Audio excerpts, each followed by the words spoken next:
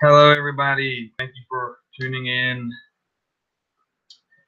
to the Outlaw Sports Network and the brand new show, The Randall Beatley Show. I'm Randall Beatley, your host. We had a lot of stuff to cover on the episode today. We'll start with going back to the roots of Outlaw Sports Network, and that is talking WWE or wrestling in general. So I'm gonna do my review of Hell in a Cell, and then Raw, and then predict what I think might happen on SmackDown Live. So Hell in a Cell. Overall, a really good pay-per-view, and in my perspective,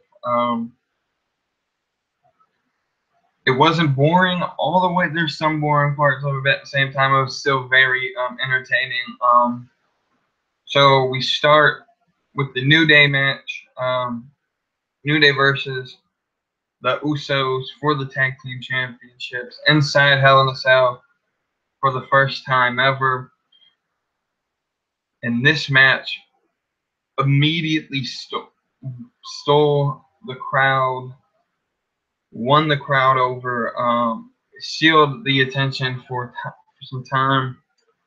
And honestly, I think, in my opinion, it could be one of the match of the night candidates. It was probably the best overall match of the night.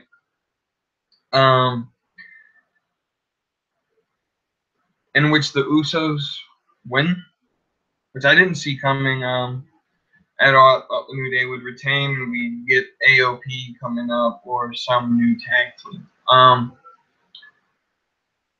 to come up and sort of in the ranks and make SmackDown's tag division better, because it's lacking in tag teams right now.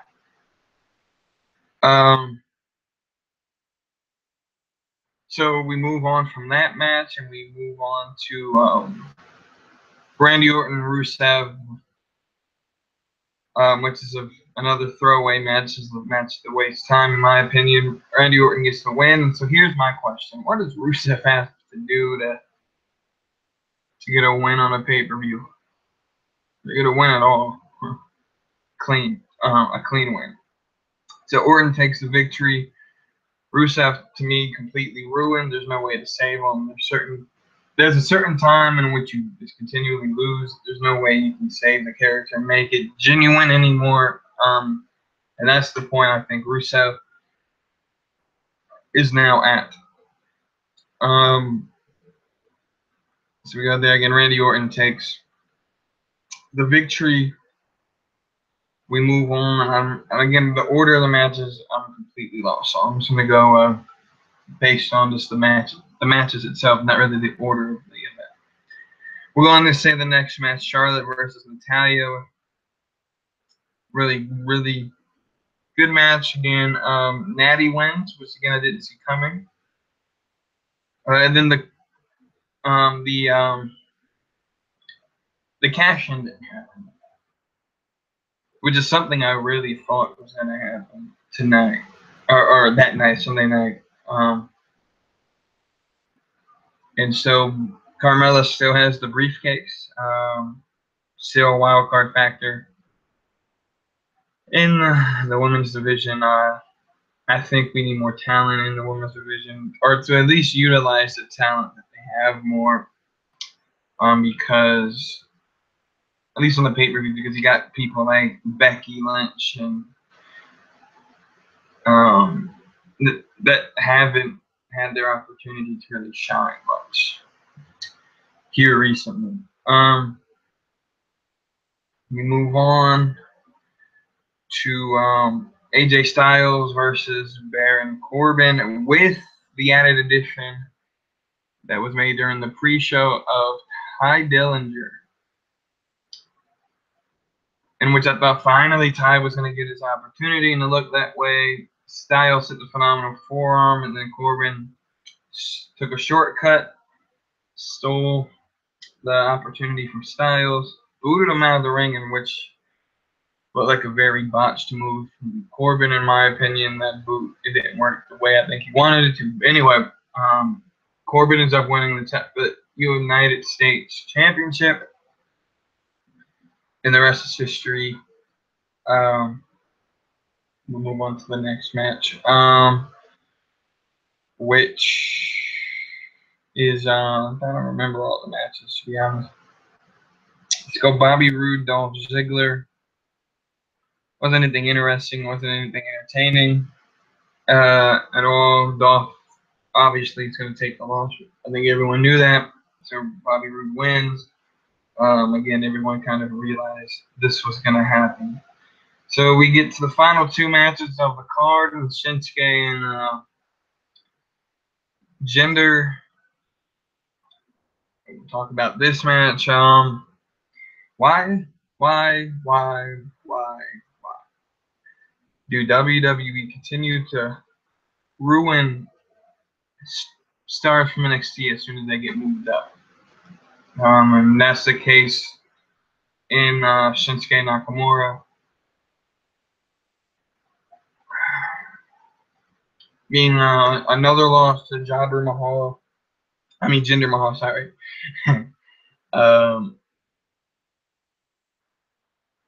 I just don't understand it. So the title remains on Jinder Mahal. So then the main event happens. Hell in a Cell match, Shane McMahon versus Kevin Owens.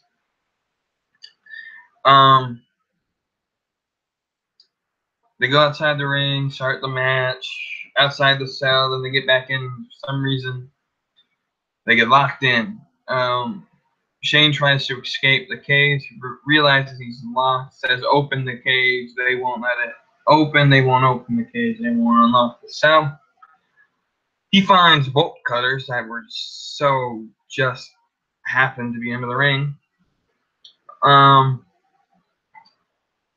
Cuts open the lock.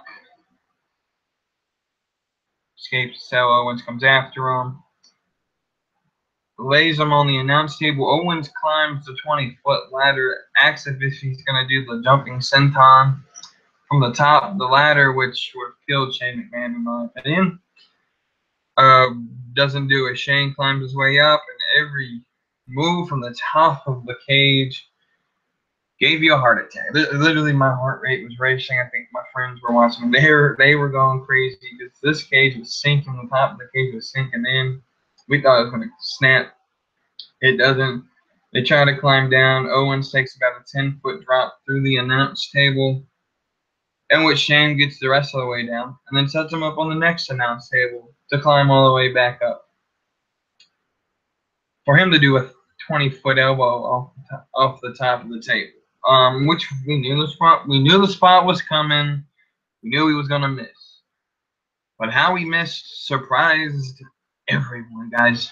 Sami Zayn has turned heel, or at least that's the way it sounds and seems right now. Sami Zayn saves Kevin Owens from the elbow, lays Kevin Owens on top of Shane McMahon, and Kevin Owens picks up a victory. I really want to see how this angle plays out.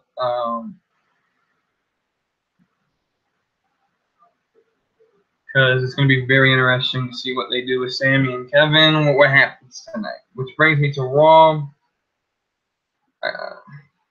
Again, we'll review Raw.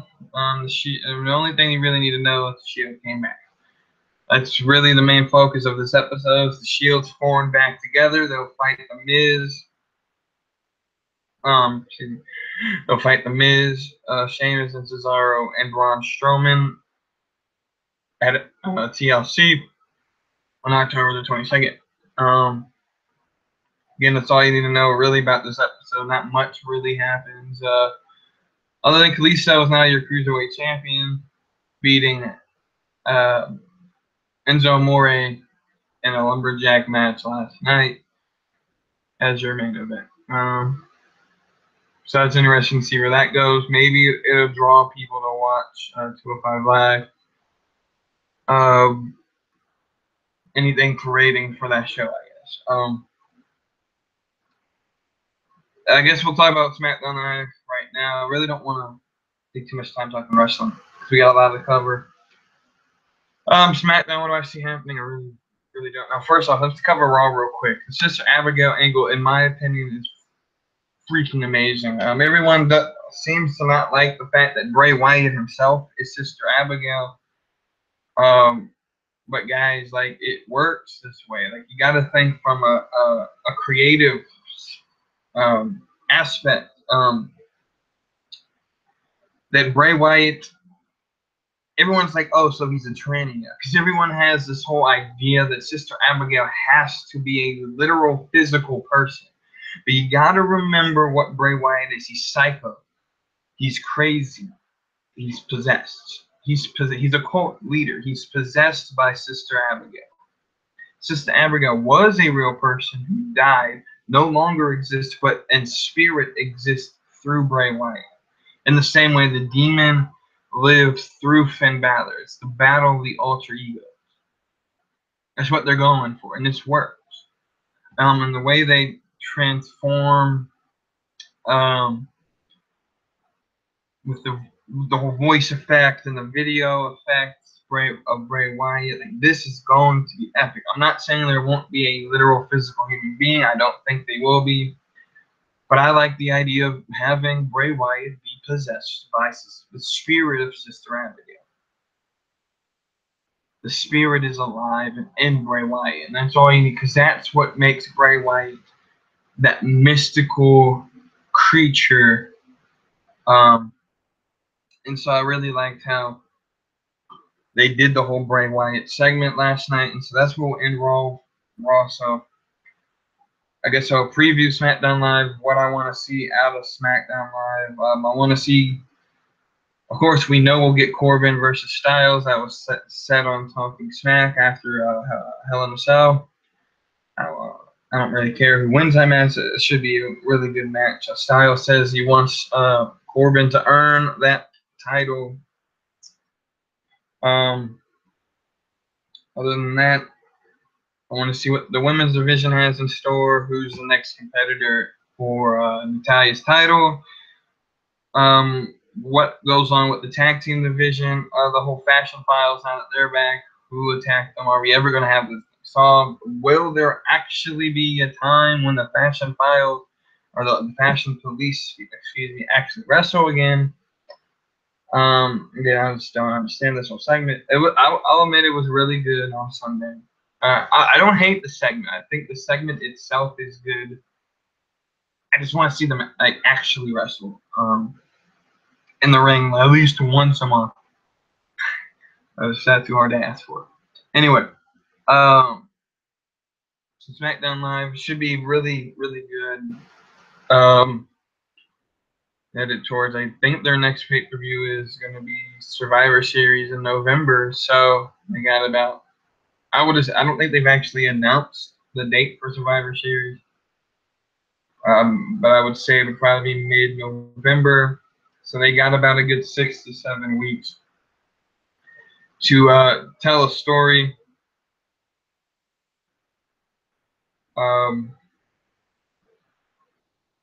So I'm looking forward to that. So moving on from the WWE, here real quick, I'm actually trying to look up if the app would actually load. Trying to look up if Survivor Series, the date was actually shown.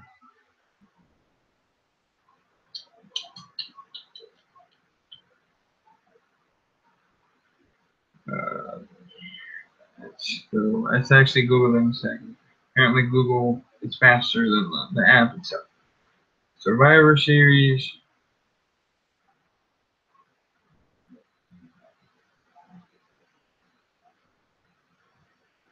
(2017) has actually been it's November 19th. That's right, because the takeoff show is Charlotte, the one in Charlotte here on the 14th. I completely forgot about it. Yeah, they actually have announced it. I completely forgot. The 19th, November 19th in Houston. So yeah, they got about a whole month to plan that out. They got about 45 days to tell the story on SmackDown. They'll have about 25 days for after Raw has TLC. So we'll move on from WWE. We'll move on to, for the first time ever, I think, on OSN, we'll talk about NASCAR. NASCAR takes the big super speedway in Talladega. I think it's 2.66 miles long. So first I'll cover the Charlotte race. What a race on Sunday. Chase Elliott's my driver. Chase almost had it. I want to know what the World Truex is doing over the last year and a half, really, to just dominate that NASCAR circuit. They take on Talladega. Talladega is always a mystery race. Not really know for sure who's going to win because of how uncertain it is for wrecks and stuff to happen. We're going to be real quick. I'll predict a winner. I think Kyle Larson wins. I think he has a lot of momentum. I think he has probably one of the better cars. I'm picking Larson now to win this race at Talladega and knock himself into the round of 8 for the NASCAR playoff, the Chase playoffs here. I'm hoping, really hope Chase Elliott wins this race again. He might. He's just not really good at restrictor plate tracks as he should be. He has a good restrictor plate car, of course. Hendrick always builds good restrictor plate cars.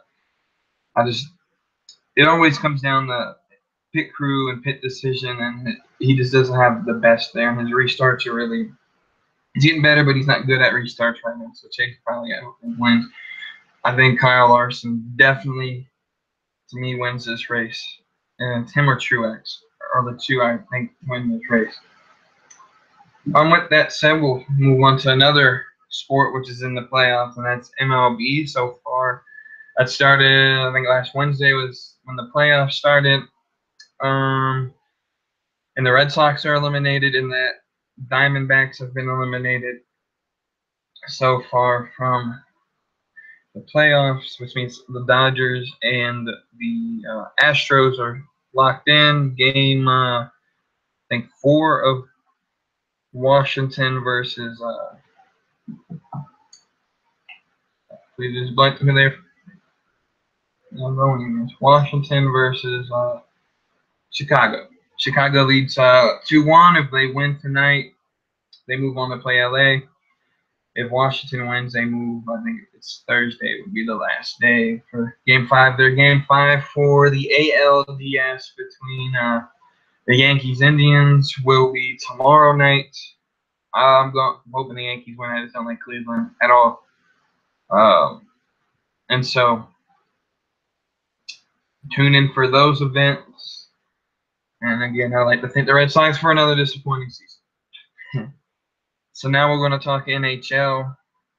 There's 2 talking points, or really 3, but 2 that lead into the third one. So first off, let's talk about who started out hot and who started out not so hot. And the not so hot is the Pittsburgh Penguins. As of now, they're 1-1-1. A loss in overtime, a 10-1 blowout to Chicago that they lost, and then they won Game 3 this season, which isn't so hot for the defending champions of the NHL. Vegas has started out hot. They're 2-0-0, winning their first 2 games in Vegas. So that's good for that city considering everything it's gone through so far in the past 2 weeks. But the guy who really started out the hottest is number 8, the Red Russian Machine, Alex Ovechkin, who through the first 2 games had a hat trick. In both games, had 7 goals in the first 2 games. Now, I know last night they played, I think they lost. And then I bring up Pittsburgh and the Capitals for one reason. for the first episode, I think it's the first episode, Wednesday Night Rivalry. Probably one of the hottest rivalries in the NHL, at least recently, is Pittsburgh Washington Capitals. And I'm going to start something new on the show. I'm going to try to do it every Tuesday, and I'm going to predict that week's Wednesday Night Rivalry matchup, which is the Capitals Penguins. And I'm just, because of what I said, the Caps sort of started off hot. If Ovi can get hot, and if other players can get hot, they're really, really, really good team. I think if goalie can play good. I know last night they had Grubauer in, so not gonna try to blame Grubauer or anybody, but if you had Holtby, would the outcome be different? We don't really know. And then the Pens sort of mediocre start again. I think the Capitals win this one. Pretty handedly. I'm going to go ahead and predict the score. I'm going to say it's going to be 4-1 Capitals. Beat Pittsburgh in Pittsburgh. With that said, we'll head on to our final two segments. That's my college football picks and my NFL picks. We're going to do the NFL first just because NFL, it's at the NFL. So I'm going to pick 4 games. It's the way I really try to do it is do a Thursday night, the Sunday night, the Monday night, and then another game on Sundays. The way I try to do it. So Thursday night football this week takes place in my hometown, where I live, Charlotte, North Carolina, as the Philadelphia Eagles come into town to play the Carolina Panthers. The Eagles look really, really good this year. Wentz started off hot last week. If he can continue that against Carolina's somewhat lacking defense, it's a good chance that the Eagles win. Plus, I really just don't like Panthers. The Panthers are Panther fans, so I'm of course going to go against them. There's some Panther fans I can stand. A lot of them aren't bad. There's some of them that I really just don't like. And I don't really care for the Panthers because they beat the Patriots from a hold a grudge for the rest of the year. Anyway, I'm going Eagles, not just because I don't like the Panthers, but because I think the Eagles are the better team, and I think they play really, really good football right now. And with how crappy the rest of the NFC East is, I think the Eagles will win that division. So we move on from the NFC East to the AFC East as the battle for first place takes place between the New England Patriots and the New York Jets. And yes, I do say that the New York Jets are tied with the New England Patriots for first place in the AFC East, which is probably the most shocking thing in the world because no one knows a single player on the New York Jets except I can only name, I think, Fitzpatrick and DeLille Powell. That's the only guy I can name. I don't even think Fitzpatrick is on the Jets anymore. I don't even know who the quarterback is. I know DeLille Powell, and that's it for 100% certainty. Because of that, and now here's I'll preface this. My victor. I think the Patriots win with the preface if the defense shows up like they did against Tampa Bay. If Patriots going to have 10 days to work on their defense, and they coming against a really no good team, and the Jets. So the Patriots, you can say, are no good either if the defense doesn't show up. And I think this time Brady wins the game for them. Again, we need a defense to show up. Sunday night football, the Broncos versus the Giants. And if you pick the Giants to win this game, you're retarded. As their only player that's worth anything on that team is out for the rest of the year. That's OBJ. I think he's out for the rest of the year. No one really knows. Speaking of injuries, I'm going to talk real quick about J.J. Watt, and then I'll come back to picking this game. Why does J.J. Watt have to have so much bad luck? For as much good as the guy did in his community this past off season and continually through his career, he's had the worst luck.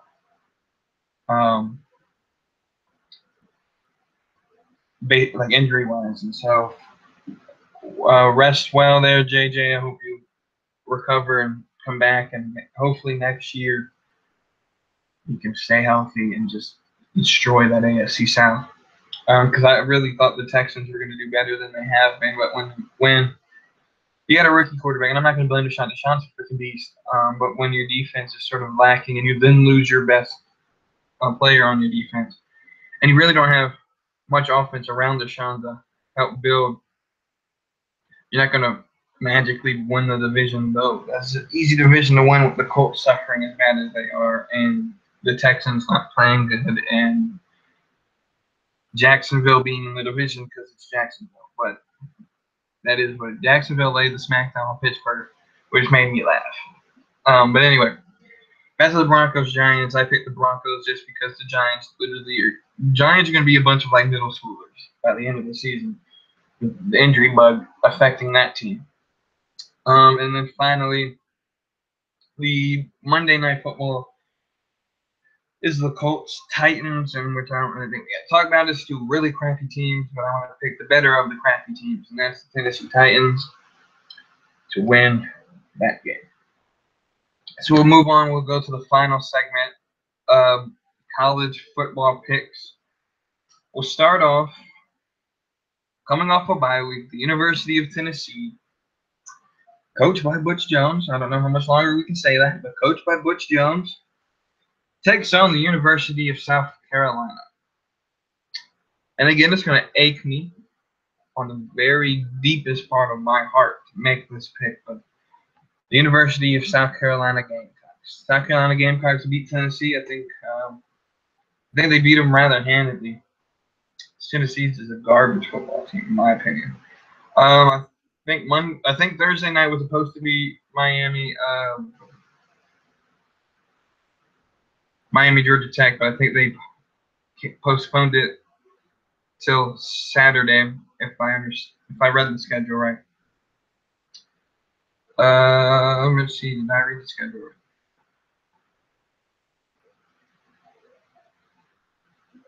Yeah, it's supposed to be Thursday. Georgia Tech plays Miami, but they moved it till Saturday and 3:30 on ABC. So I'm going to go Miami on that one, though Georgia Tech is always a really good team to play. I'm not going to sleep on Georgia Tech. They're 3-1. Miami's 4-0, but I'm going to go with Miami on this one. Now this next game. It's an FCS game. But college game day always seems to try to do one FCS game a season. And all the talk is on James Madison. So they're going to the James Madison Villanova game. I didn't even know Villanova had a football team. So I'm going James Madison. James Madison's just a beast in that program. I think I would say by 2019, 2020, they'll be approved to move up. I really think they'll move up to the FBS here in the next 3 seasons. They're a really good team. Mike Houston, the coach, I think, man, he could be Tennessee's replacement. If you watched the live stream he did on Thursday, was it Thursday? I think it was last Thursday. We were discussing who we thought might replace Butch Jones, and we sort of got cut off at the end. We didn't really have enough time to finish. So someday I will throw my name to I think he's going to replace. I think Mike Houston out of James Madison is the lead candidate. Gruden, I've heard, is the lead candidate. Chip Kelly, Brian Kelly, Les Miles, of course. I've heard Jim Bob Cooter. He's a coordinator for the Lions. He used to play at Tennessee. He could come back. There's some saying let's get Peyton Manning the coach. I don't know. I really think the lead candidate, though, is John Gruden. He might be that surprise signing that no one really thinks might happen. That'd be really cool to see. Anyway, back to picks. James Madison handily destroys Villanova. Final pick, Texas A&M versus Florida.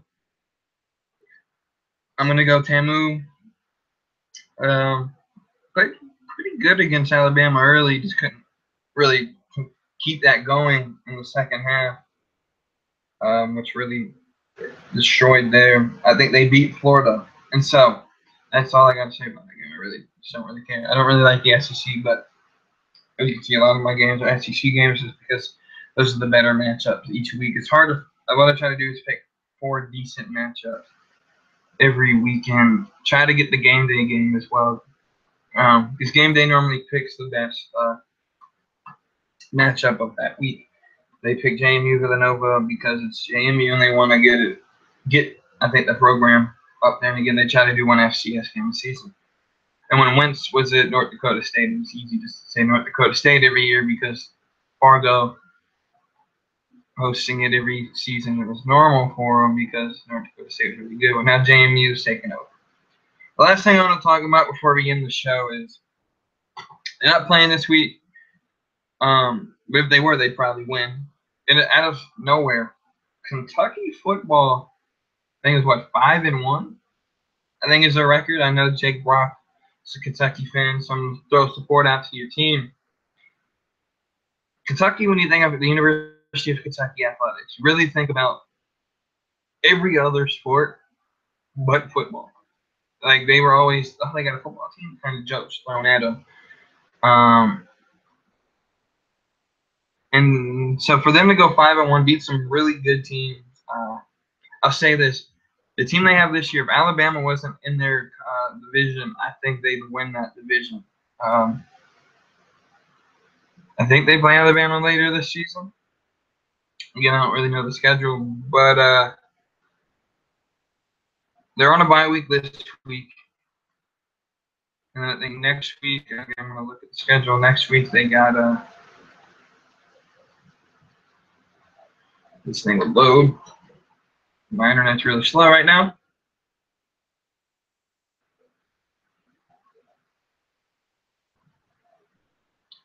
Like, oh my God, so annoying.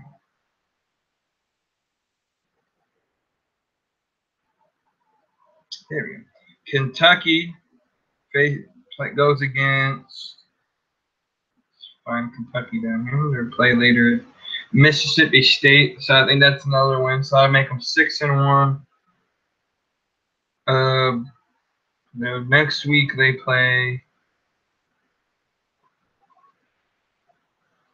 Tennessee. That's an easy win. 7-1.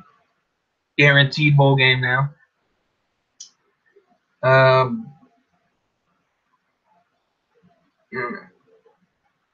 In the week after that, they got. I'm just looking to see if they play Alabama. Probably easier again to Google Kentucky football.